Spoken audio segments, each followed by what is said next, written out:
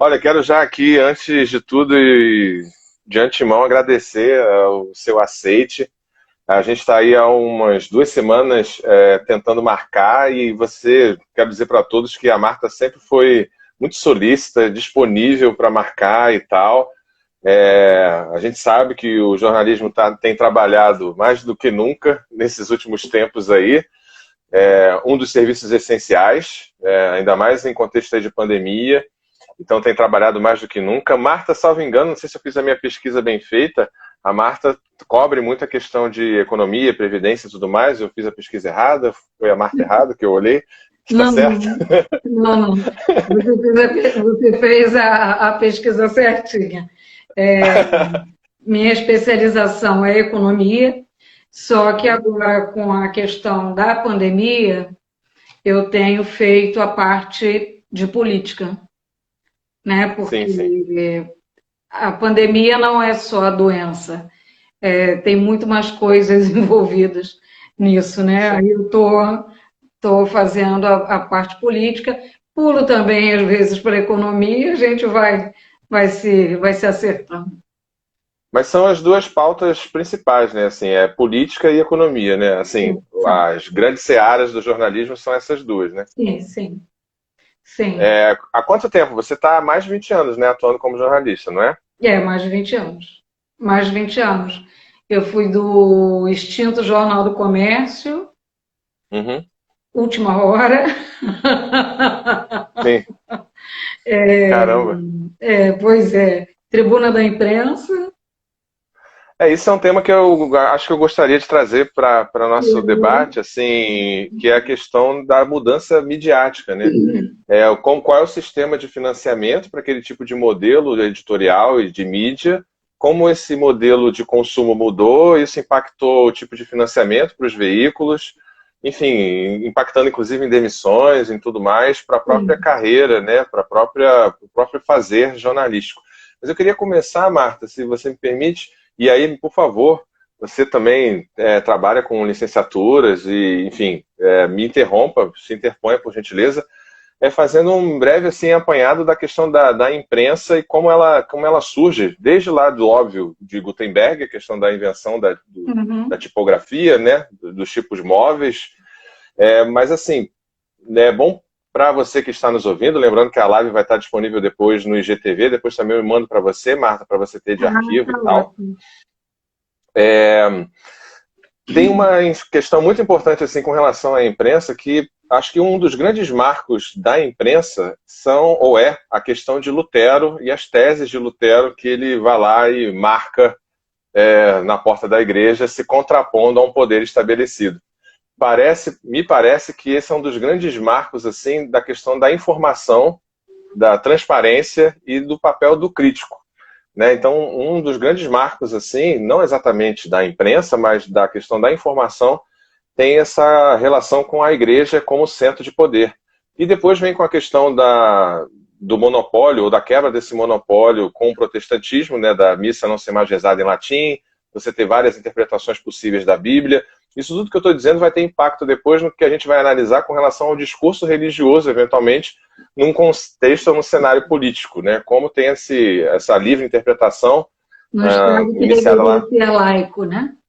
Exatamente. Como isso abre margens para interpretações outras que não as meramente espirituais. A questão da imprensa, ela tem grande força assim também com os pensadores do iluminismo, com os pensadores do Renascimento / Iluminismo, e tem uma Uhum. frase famosa que é atribuída ao John Locke, que informação é poder. A ideia, sobretudo ele está falando num contexto científico e também político, né? E é bom pontuar a questão da imprensa muito com relação a esse novo Estado que surge, tanto na Revolução Francesa quanto na Revolução Americana, né? Uhum. Com relação ao Tocqueville, etc. A imprensa ela surge justamente como, remontando lá ao a própria questão de Locke, a própria questão de Montesquieu, a separação dos poderes pós o período absolutista, tem a ver com esse poder quase que moderador. Não pensar no poder moderador lá de Dom Pedro, não, tá? É um quarto poder aí para você que está nos assistindo aí.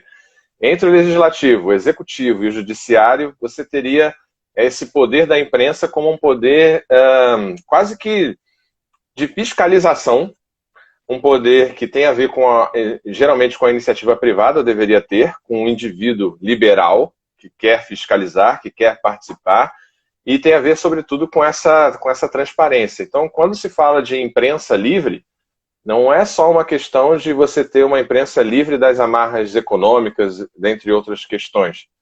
É, sobretudo, uma imprensa também livre da influência do poder estatal. Porque a imprensa que não é livre do poder estatal não é imprensa, é merchandising, é publicidade. Exatamente. Acho que esse preâmbulo tá bom assim.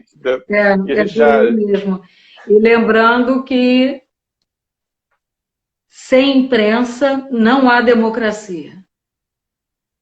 Por isso... Desenvolve um pouco mais para a gente. O que significa isso? Porque isso é muito dito, né, e batido, assim, quase que no senso comum, e fica uma frase que às vezes fica repetida a exaustão e se esvazia de sentido. O que você entende como jornalista quando se diz isso, que sem imprensa não há democracia? Vamos lá. Como você mesmo falou, o nosso papel é fiscalizador. Nós vamos observar, como jornalistas, nós vamos observar todos os atos, sejam de governos, pessoas, para poder reportar aquele fato, né?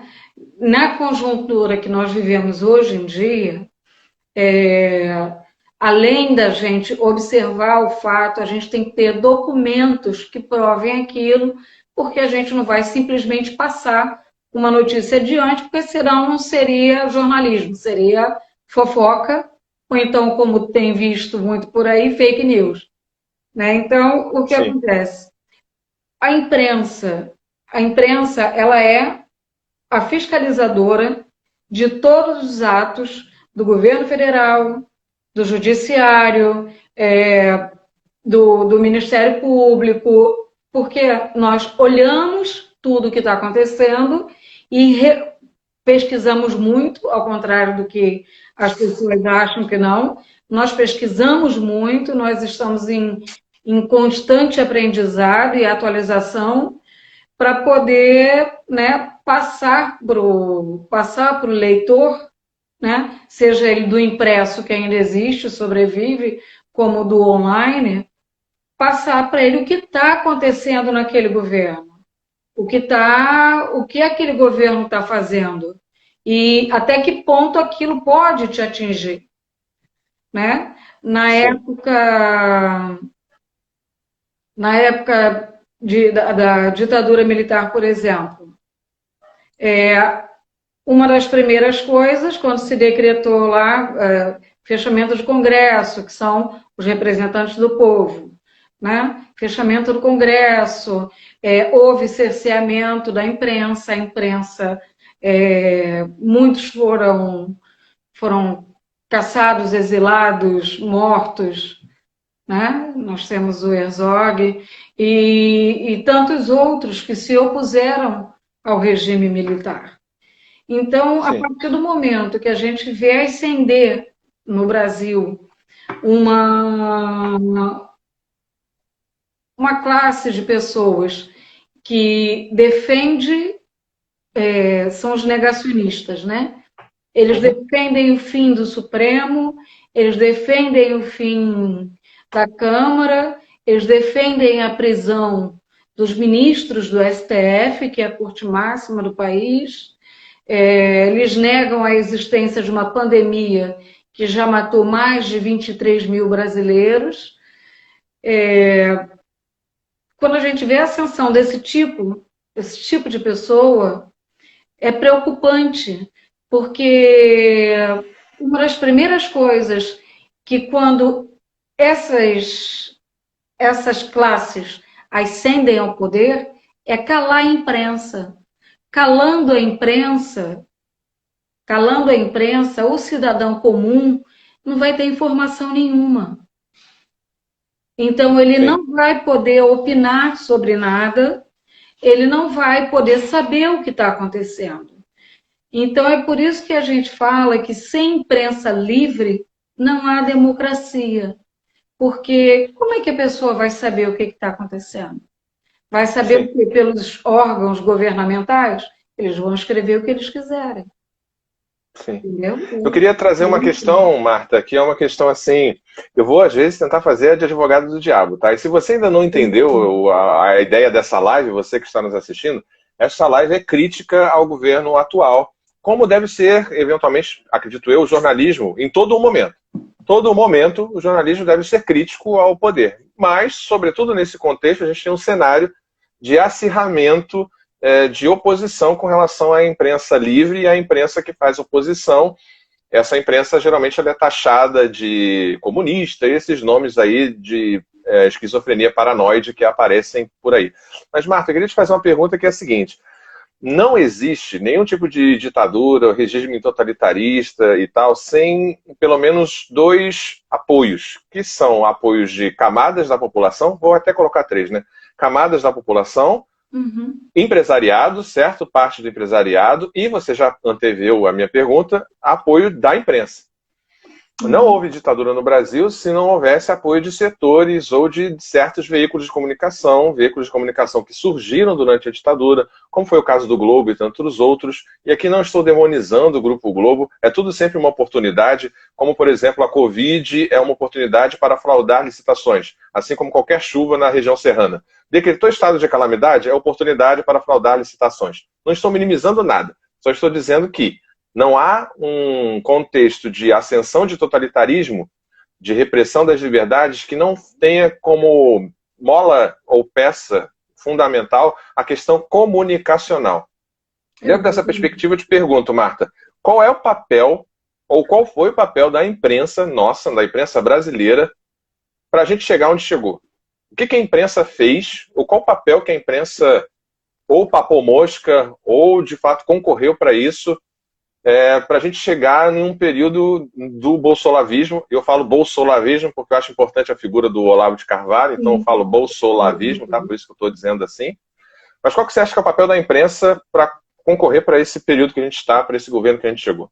Olha, isso eu faço até uma meia-culpa em relação aos outros colegas, embora no período eu fui crítica, né? Eu tive uma visão muito diferente do que meus pares. Primeiro, a imprensa não acreditou que Bolsonaro fosse se eleger. Ponto. Não acreditou. Ele passou 30 anos no Congresso, não tem projeto de lei, não fez nada, várias fotos dele dormindo, dele brincando, as fanfarronices dele dizendo que usava imóvel público para comer gente, e sabe, aquele jeito falastrão, gostava muito de aparecer. Eu acho que as pessoas não acreditavam que ele fosse ascender. Junto a isso, eu ando em muitos lugares, e lugares de pessoas com baixíssimo poder aquisitivo. E todo discurso que ele faz atinge diretamente essa classe. Essa classe se vê representada por ele. Tipo uma pessoa que, pô, se eu tiver uma arma em casa e entrar um ladrão aqui, eu vou matar ele. Né? E aí a gente vê algumas pessoas se veem representadas por ele. E aí foi o que aconteceu. A gente descobriu que o brasileiro ele não é tão bacana quanto... Não é tão cordial, né? Como diria Sérgio Buarque de Holanda, né? Aquele negócio, né, da vida inteira, a gente já descobriu que ele não é tão bacana. O brasileiro, nós descobrimos que tem pelo menos 46 milhões de brasileiros que são racistas, são homofóbicos, são misóginos, e toda a má sorte, né, do que se pode dizer. E aí a imprensa ela não acreditou que ele fosse ascender. Quando percebeu a ascensão dele, a gente estava num momento na política muito dividido. Ou era bolsonarista ou era petista. As pessoas não conseguiam enxergar que existiam outros 11 candidatos lá atrás. Uhum. Porque foi uma enxurrada de fake news em WhatsApp, em redes sociais, a favor do Bolsonaro e criando mitos, entendeu? Que até hoje se ouve falar, como a bendita da mamadeira, né? O livro que ensinaria sexo para as crianças na escola. Tudo isso mentira, mas muitas pessoas acreditaram. E pelas falhas do governo petista, cresceu muito uma ala antipetista. E o país ficou dividido. Ou você vota no Bolsonaro, ou você vota no Haddad. Sem pensar que existiam outros candidatos. E aí começou uma polarização que não fez Mas isso, desculpa interromper, já interrompendo, mas isso não vem de mais jornal? Essa dinâmica futebolística, isso não vem de mais a informação? Não é interessante também para os veículos essa polarização também manter isso? E aí eu trago já uma outra questão que na minha leitura soma com o que você está dizendo. Houve para mim uma coisa que foi assim, uma chacota com o Bolsonaro lá em CQC, Super Pop, etc. E ali já estava nascendo e a gente não viu. É o que você falou no início, a gente tratou ele como uma coisa anedótica e pitoresca, né? E ao mesmo tempo, me parece que também houve uma certa, como é que eu posso dizer? Uma certa celebração efusiva, talvez em excesso, do lavajatismo. Sim. Que ajudou a fazer esse antipetismo que você citou. Sim, exatamente. E ao mesmo tempo tem essa lógica da polarização vender, né? Tipo, exato. O que você tem, o que você coloca com relação a isso? Eu estou falando besteira? Não sei, eu estou de fora, tá? Não. Tá, exatamente.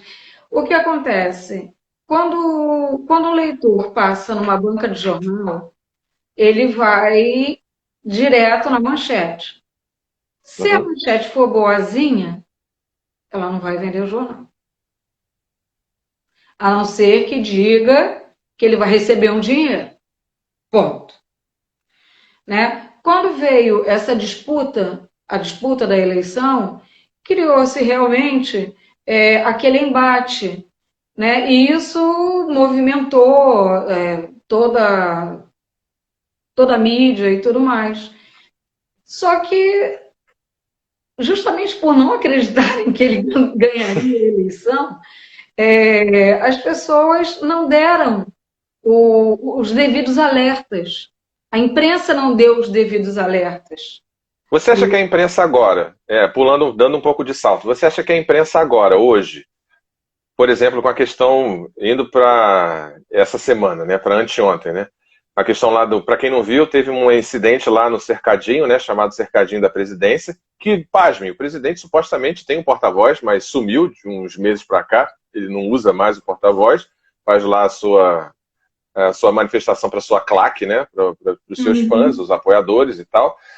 E teve deliberadamente uma manifestação desses apoiadores, dessa claque, né, contra os jornalistas, o que me chamou a atenção não foi a manifestação contra os jornalistas. O que me chamou a atenção foi a permissão do staff que estava ali de segurança, seja lá o que for, de deixar rolar por alguns instantes, alguns minutos, antes de afastar, antes de apaziguar e etc. E aí agora parece que o Estadão, a Folha e o Grupo Globo não vão mais cobrir esse tipo de... tem mais grupos, né? Não sei se é só o Estadão, o Grupo e o Folha. Acho que tem mais, né? Brasília, Jornal de Brasília. É muito desrespeitoso. O tratamento dele, do presidente da República, é muito desrespeitoso, não só com a mídia, mas com o povo. É de um desrespeito que beira a insanidade, sabe? Essas brincadeiras dele para a claque que fica ali, segundo a socióloga Clarice Rangel, que é professora, é cientista política e é professora da Unirio, isso tudo faz parte de uma estratégia do Bolsonaro. Isso não é à toa. Ele não se faz de desentendido, de deixar as coisas acontecerem, de oferecer... Como diz o Andreassa, lá o jornalista paulista, tem método, né? Ele pegar a banana e oferecer, ele produziu uma fake news, ele dá uma informação, cita o nome do ministro da CGU, do filho do ministro da CGU, num churrasco sábado, com o Brasil com 10 mil mortes. Aí depois ele diz, não, foi fake news. Esses imbecis, os imbecis são os profissionais de imprensa que estão ali, cumprindo seu ofício. E aí, sabe, ele produz isso. Quanto mais ele produz isso, ele faz essas brincadeiras, tem esses arroubos, esses rompantes, ele está acabando com um monte de coisas nossas. Vide, reforma da Previdência que foi aprovada. A reforma da Previdência, o trabalhador agora o homem vai trabalhar mais de 40 anos para poder ter uma aposentadoria integral. E mesmo assim, vai ser um dinheiro bem menor. As mulheres vão trabalhar mais. Quer dizer, enquanto o Bolsonaro estava lá na frente fazendo palhaçada para todo mundo, o ministro estava fazendo a reforma. O outro ministro estava fazendo a mini-reforma trabalhista. Ou seja, enquanto ele provoca essa diversão para todo mundo, os seus pares estão agindo lá atrás. Estão retirando direitos da classe trabalhadora. Foi a fala que chamou muita atenção do ministro do Meio Ambiente, né? Que eu esqueci o nome dele agora. Enquanto a imprensa não está olhando para a gente, vamos passar...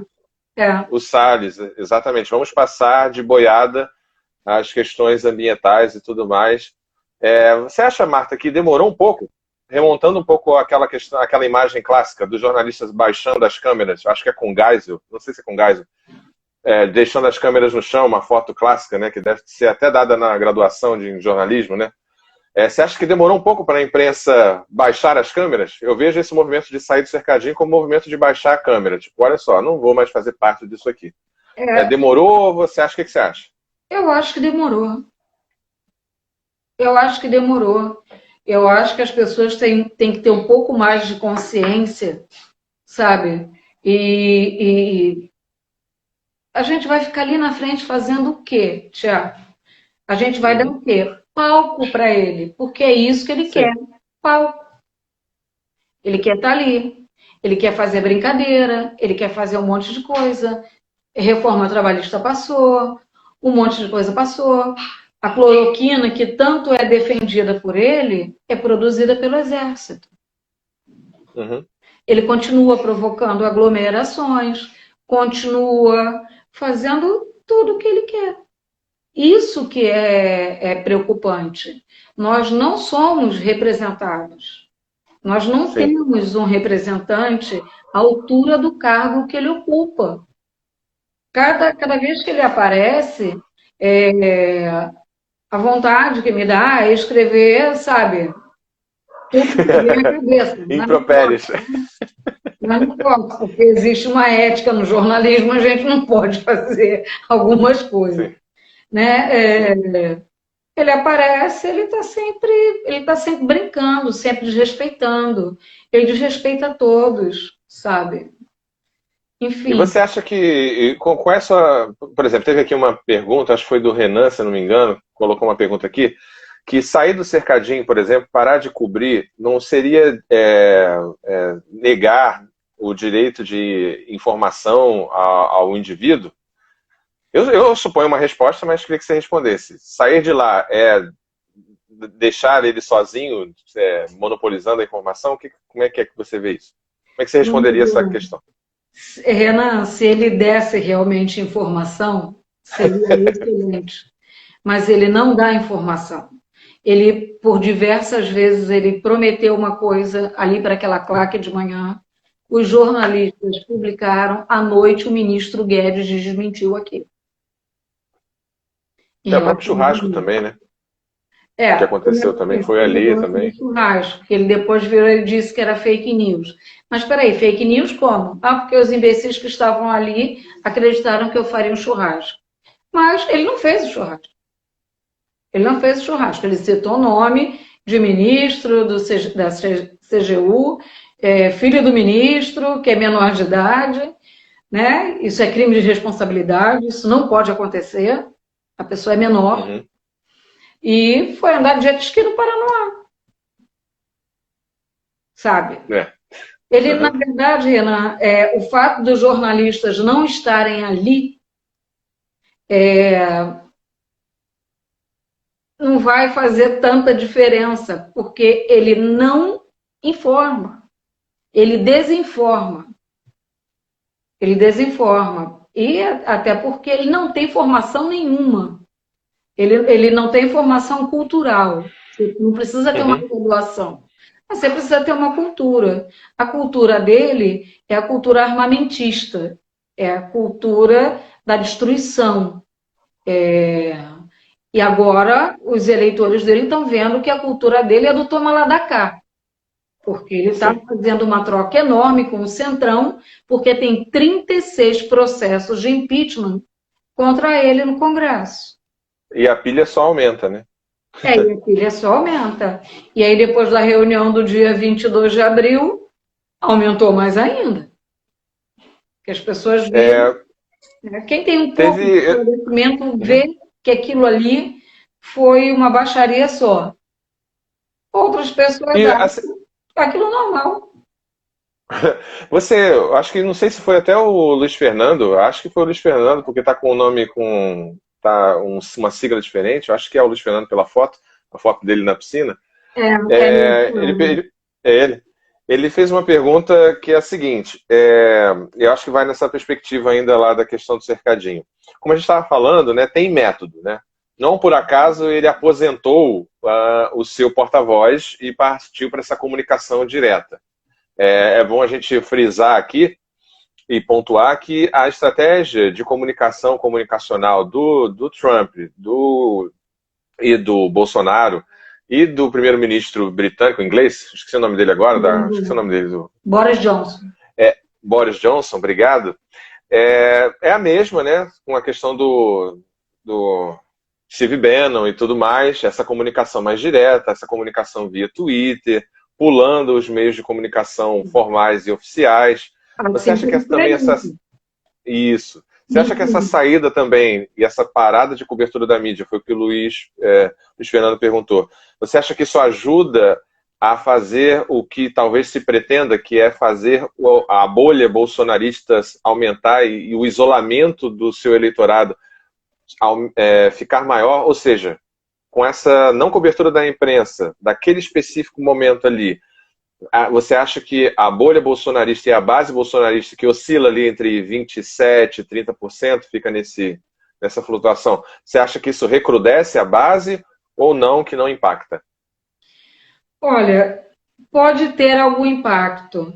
Luiz, eu acredito que vai ser importante a retirada da imprensa dali, porque tem sido um desrespeito atrás do outro, principalmente com as mulheres jornalistas.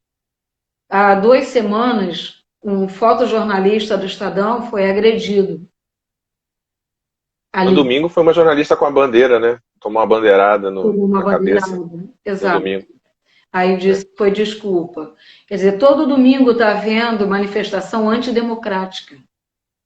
Esse tipo de manifestação vai continuar sendo coberta, essa manifestação de domingo? Isso é uma coisa que eu também acho que não deveria dar palanque, não, mas eu não sei. O que você acha? A primeira foi grande, depois começou a diminuir, a última tinha meia dúzia de gatos pingados. Até porque, com o negacionismo dele em relação à Covid-19, 2 organizadores desses movimentos dele pegaram Covid. Estão internados. Então, né, ele não pode mais negar que seja uma gripezinha. Eu acho que tirar os jornalistas dali da frente, por um determinado período, a claque dele vai continuar. Porque eu falo mesmo de cobertura, de dar cobertura. Já é o terceiro ou quarto domingo que se fala disso. Não, cobertura tem que dar. O que não vai acontecer é aquela claque ali o tempo inteiro, sabe? O jornalista ficar junto daquela claque, porque está havendo agressão a jornalistas. Está havendo... Quer dizer, nós não estamos vivendo numa democracia. Essa sua fala ela é forte e, ao mesmo tempo, ela vai de encontro a uma fala que foi muito repetida desde 2016, que é uma fala que me aborrece bastante, mas que é quase que uma questão meio que freudiana de negação. As instituições estão funcionando. Eu discordo. Elas não estão funcionando assim, direito, como deviam. Então, tipo, não estão, não. Mas aí eu acho que para a gente se sentir bem, aí vai aquele analista político, sei lá quem, não, mas isso mostra que as instituições estão funcionando. Não, eu acho que não.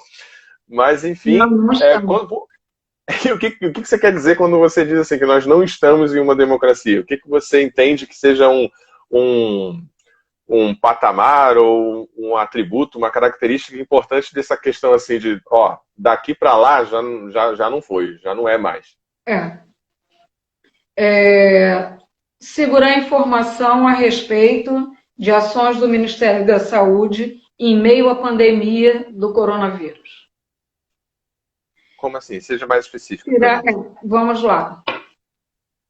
Ministro Mandetta estava lá desempenhando um bom trabalho, um excelente trabalho, quando o presidente da República resolveu que deveria mudar o protocolo do uso da cloroquina, porque o presidente dos Estados Unidos falou que estava usando cloroquina. Aí ele achou aquilo bonito e imitou aquilo.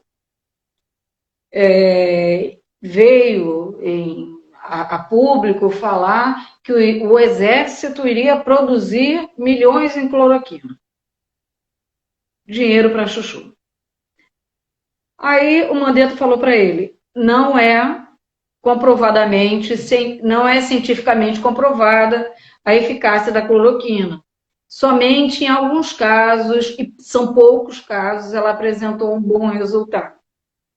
A OMS largou os estudos, né, da hidroxicloroquina, né, porque o estudo foi feito in vitro, né, então in vitro é uma outra condição. Ela funciona até contra chikungunya, dengue, etc., mas in vitro é um outro comportamento. É outra história. Ela foi testada em animais. Em animais ela teve eficácia, mas em humano não tem. Aí, quando você fala da questão desculpa eu te interromper, já interrompendo, quando você fala de acesso à informação, tem uma frase que eu não sei a autoria, um entendimento, que é o seguinte: a arte estatística é a arte de torturar os números até que eles digam o que você quer que eles digam. O que eu quero dizer com isso? Você tortura os números. O que eu quero dizer com isso? Hoje, por exemplo, o prefeito do Rio de Janeiro, Marcelo Crivella, após fazer um represamento, né, das informações oficiais no município do Rio, fez uma live, olha só que curioso, uma live de quase 1 hora, e no final ele mostra um print de um gráfico que eu não vi link nenhum do estudo, nem nada, nem qual parâmetro, nem qual universidade respalda aquilo, qual a metodologia, não há nada ali. E aí você tem, pasmem, a fala de que vencemos. Basicamente foi isso que ele disse, né? Vencemos, superamos, não sei qual foi a palavra específica, se alguém aí nos comentários lembrar, coloca aí pra gente. Superamos a Covid, superamos a crise. É disso que você está falando quando você fala dessa questão de controle da informação? Porque, assim, uma coisa é você não permitir o acesso, e aí, de repente, se der tempo, a gente fala da lei de acesso à informação, que está sendo volta e meia atacada aí. Sim. Não permitir o acesso à informação. Outra coisa é você falsear os dados ou criar novas formas de protocolos e tudo mais, que é o que está acontecendo agora, né? Que você tem o mascaramento. Aqui eu tenho que falar uma coisa assim, que eu faço um esforço para fazer, que assim, isso não é exclusividade do bolsonarismo. Vamos combinar, né? Não é uma exclusividade do bolsonarismo, isso aí quase que todos os governos fazem e mascaram dados e números e etc. Só que é uma questão, primeiro, que é uma questão excepcional, que é uma pandemia, e é uma questão que vem sendo sistemática, né? É uma metodologia de bomba de fumaça, né? De fire horse, né? De você jogar informações perdidas e desconexas, e aí você faz a imprensa correr atrás do próprio rabo. É disso que você está falando? Dessa manipulação desses dados? É isso que você diz que não há democracia? Sim, não é só Nesse caso? manipulação dos dados. O Mandetta foi contra o uso da cloroquina, foi demitido. Nelson Teich, que é um médico renomado, o Bolsonaro queria que ele mudasse a bula da cloroquina, dizendo que ela é para Covid-19. Ele falou, eu não vou fazer isso. E ele não fez. Por que você acha que tem esse interesse nessa panaceia da cloroquina? Você acha que é uma questão econômica? Você acha que é uma questão midiática? É multifatorial? O que você acha? Por que isso? Por que essa fixação? O que se ganha com isso? Cara, eu não sei. Na perspectiva. Eu tô vendo essa fixação dele em cima da cloroquina, porque pode beneficiar laboratórios que produzem cloroquina. Né? A fixação dele por cloroquina é quase tão igual quanto a dele com Lula. Porque quando ele não fala de um, ele está falando do outro. E tá demais, porque ele produz informação falsa. Ele produz. O churrasco, ele produziu aquela informação falsa. Isso nem pode ser chamado de fake news, né? A rigor, né? Não é. É só um jeito de falar que pega, mas não é uma fake news. E a rigor, né? A interferência dele na Polícia Federal. Que a gente teve hoje no Rio, né? Que eu ia tentar puxar para esse lado também, já que a gente está falando do Crivella, né? Sim, a intervenção dele na Polícia Federal. Na reunião do dia 22 ficou muito claro. Se não puder trocar o superintendente do Rio, eu troco o diretor-geral, que vai trocar o superintendente, eu troco até o ministro. E olhou para o Moro. O Moro estava visivelmente constrangido ali. O Moro é santo? Não, não é. Ele acusou um presidente na base de suposição. E o cara está condenado, sem prova. Sim. Né? Você acha que o Moro consegue pedir música no Fantástico, assim? Abalar ou derrubar três? Tipo, o Lula, a Dilma e o Bolsonaro? Eu acho que ele perdeu o jeito, assim, de jogar com a mídia e tal. Eu acho que ele tá meio fraco nesse terceiro aí. Eu também já me perguntei isso. Aí o que acontece? Ele acaba produzindo, manipulando os cargos todos. Teve a questão do COAF. Quando o COAF começou a pesquisar, né, investigar as contas, chegou no Queiroz, que é ligado ao Flávio Bolsonaro. Ao gabinete, o Flávio. O Flávio Bolsonaro. A filha do Queiroz trabalhava no gabinete do Jair Bolsonaro em Brasília. Mas, Marta, o que está acontecendo? Que, assim, a mídia consegue, ela dá a notícia, ela manda lá na manchete, ela fala do Queiroz, ela bota o vídeo dele falando que tem a casa para comer gente, e etc, etc, etc, e não adianta. Ele continua com seus 30%. O que está acontecendo? Assim, Bolsonaro está vencendo a guerra comunicacional, a imprensa tradicional está comendo poeira. O que você acha, o que você está vendo aí dessa situação? A gente está ficando para trás, a gente perdeu com a vitória do Bolsonaro e a questão comunicacional. A imprensa tradicional ainda está correndo atrás do próprio rabo? Como é que você vê essa questão? Não, na verdade, eu não vejo a imprensa tradicional perdendo, não. Não vejo a imprensa perdendo. Só que esses 30% fazem parte do eleitorado dele. É parte do eleitorado dele. Muitos bolsonaristas já não são mais bolsonaristas. Já estão com vergonha, inclusive, do que ele anda fazendo. Né? Tem perfil em Facebook, em várias redes sociais contra ele. Assim, falando, né, que me arrependia e tudo mais.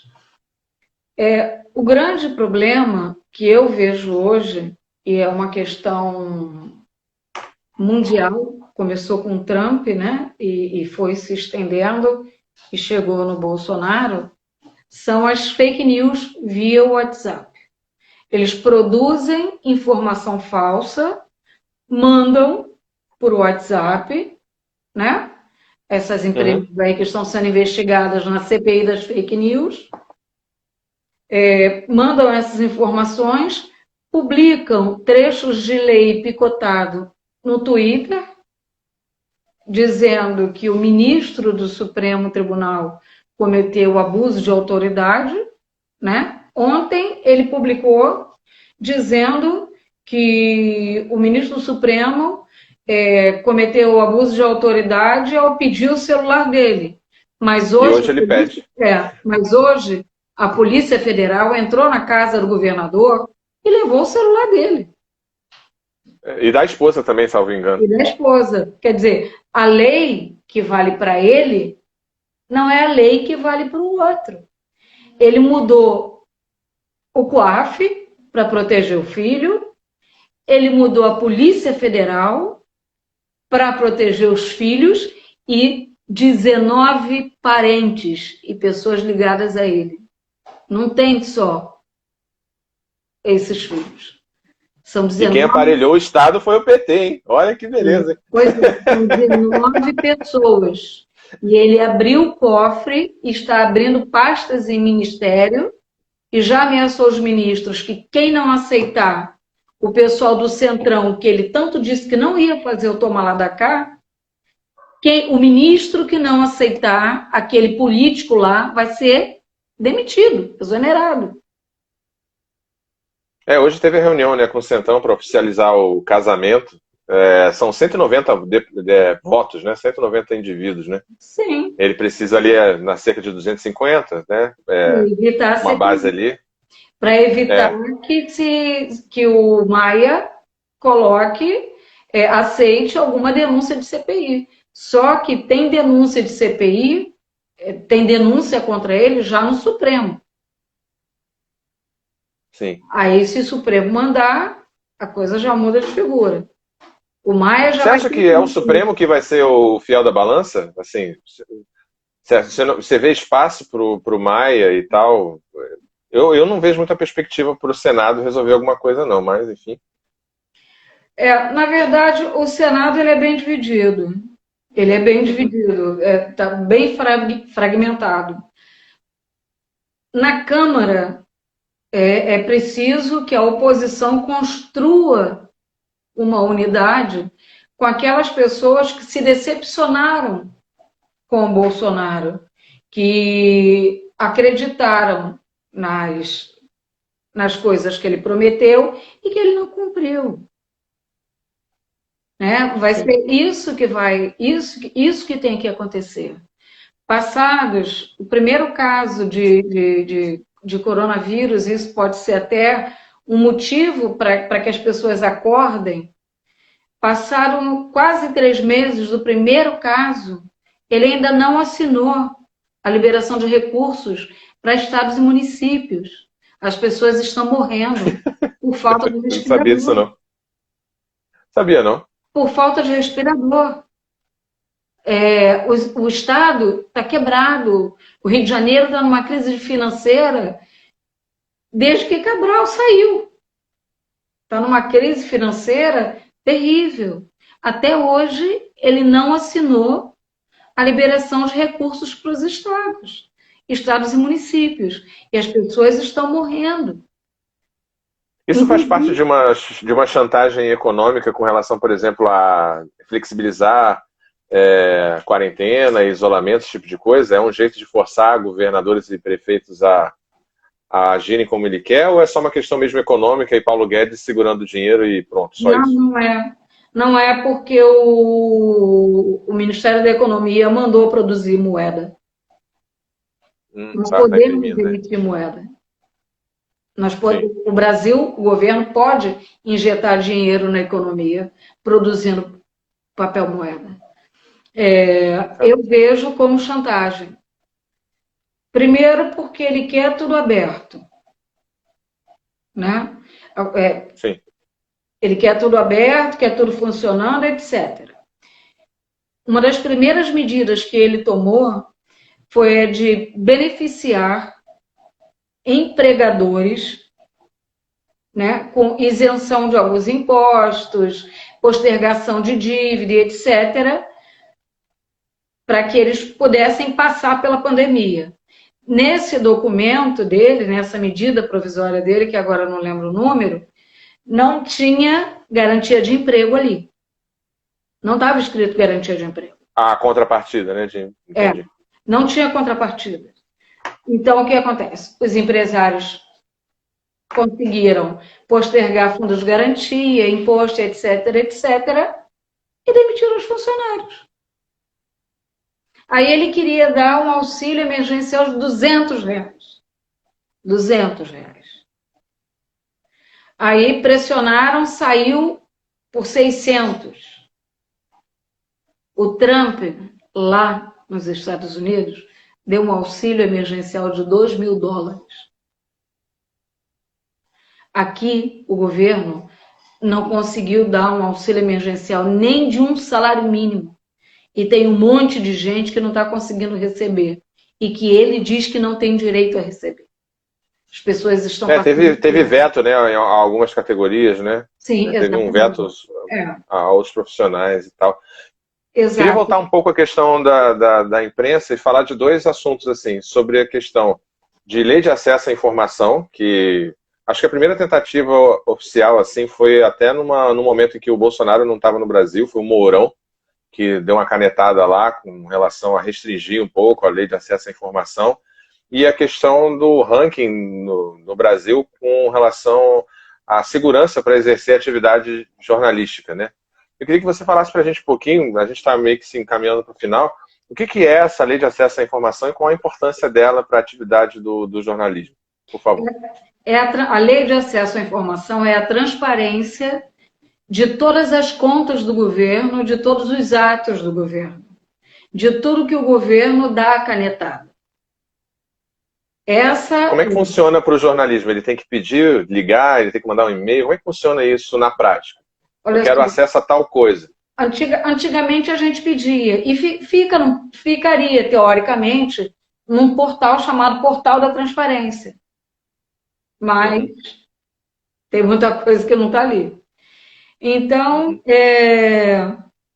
a lei de acesso à informação te resguarda a fiscalizar as ações do governo, seja ele federal, você tem, e não são só governos, né?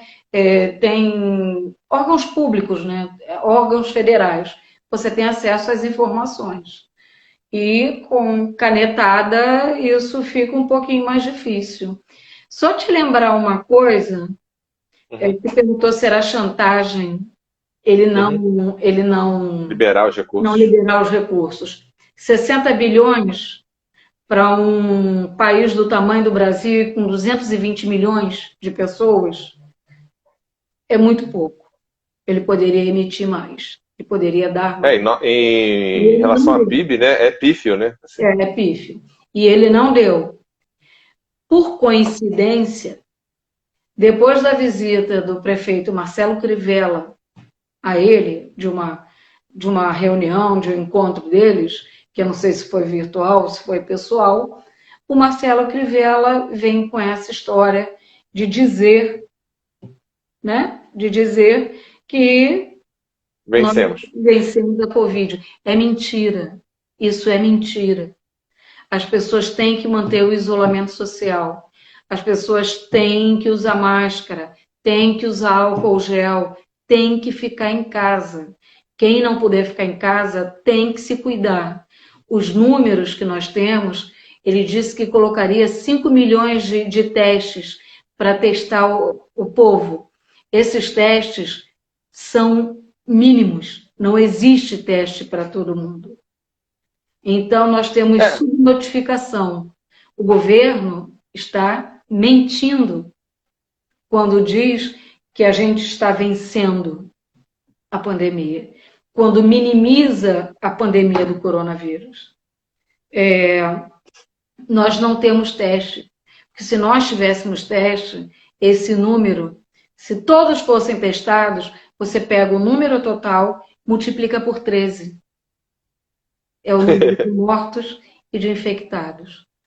Sem É contar... muita coisa, né? O coeficiente é muito alto, né? A diferença, né? É muito alto, porque tem subnotificação, as favelas, tem pessoas que estão morrendo nas favelas, sabe? E eles não entram na contabilidade. Existem pessoas que estão entrando em hospitais particulares, públicos, que já estão no limite, morrem, acabam morrendo, porque não tem respirador, porque o governo não mandou respirador.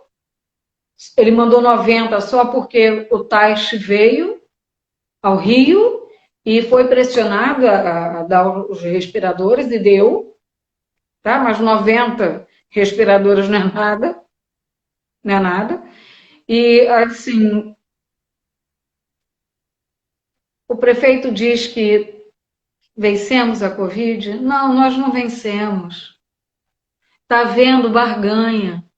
Nós estamos em ano eleitoral. O fato da imprensa não ficar mais no cercadinho não quer dizer que a imprensa não vá fazer seu trabalho, porque ela vai. Ele está tentando calar a imprensa. Ele está tentando calar a voz das pessoas. Quando um jornalista fala, quando um jornalista escreve, ele não escreve para ele.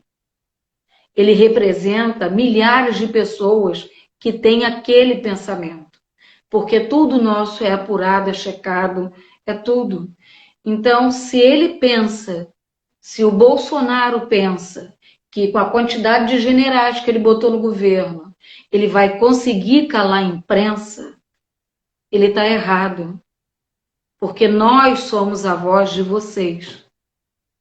E ele não vai calar o povo brasileiro. De jeito nenhum. A gente não vai estar no cercadinho, mas a gente vai estar em cima dele para fiscalizar tudo que ele fizer. E cada coisa que ele fizer vai estar escrito nos jornais, vai estar escrito na internet, vai estar escrito em tudo quanto é canto que você possa imaginar. O que nós precisamos é que a CPI das fake news avance, que é para poder tomar o governo, né, o Supremo, tomar uma atitude e impedir as fake news. Uma forma de impedir as fake news. Hoje, mais cedo, no dia, eu conversei com o presidente do TRE no Rio, e ele já conversou com o WhatsApp, com o Facebook, com o Instagram, para tentar barrar as fake news agora no processo eleitoral, se tiver... Isso é muito difícil, né? Essa questão aí do processo eleitoral e as fake news é muito, muito difícil, né? Você pegar, porque como você mesmo colocou, o jornalismo ele tem por ofício apurar, depurar a informação. E, obviamente, esse tempo que o jornalismo requer para apurar e depurar a informação, ele é um tempo que a fake news ou que a desinformação ela já circulou 3 vezes, né? Acho que é a frase do Churchill, né? Que é a mentira dá a volta ao mundo enquanto a verdade está calçando sapatos, algo nesse sentido. Né?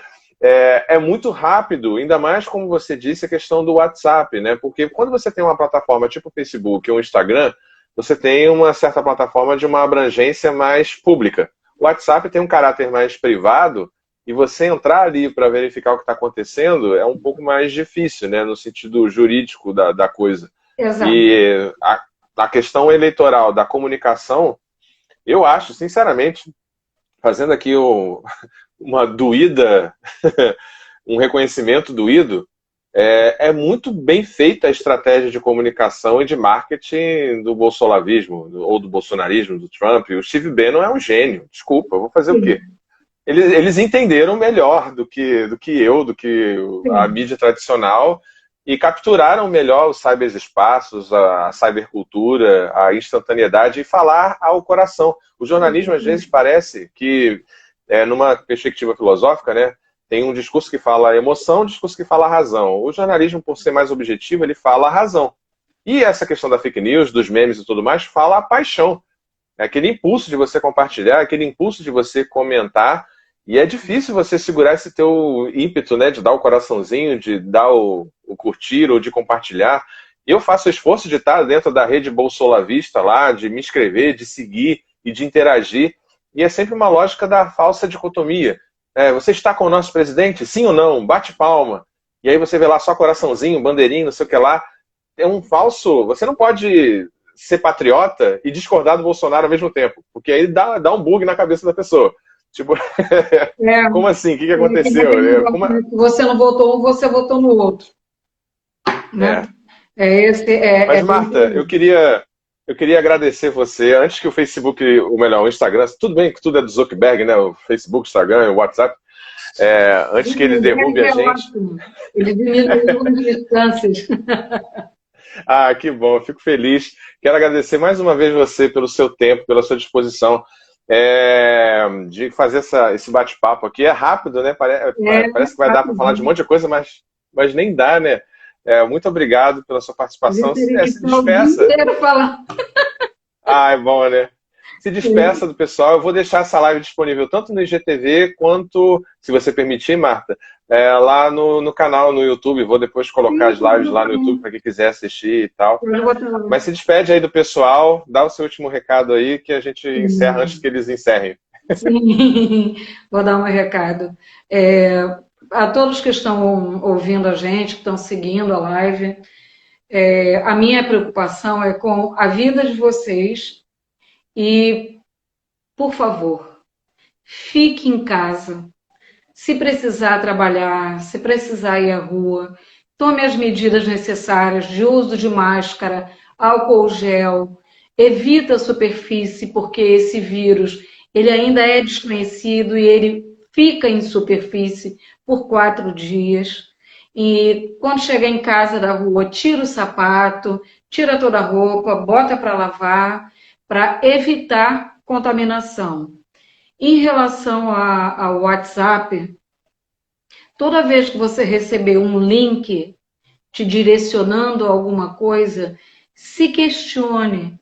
Vá numa mídia, uma plataforma de mídia e questione aquela informação. Vê se aquilo que estão te mandando bate com as outras mídias. Porque uma pessoa pode mentir, várias pessoas ao mesmo tempo não. Então, cheque as informações e evite passar adiante fake news. Porque, além de tudo, isso é crime e da cadeia. Tá? Gente,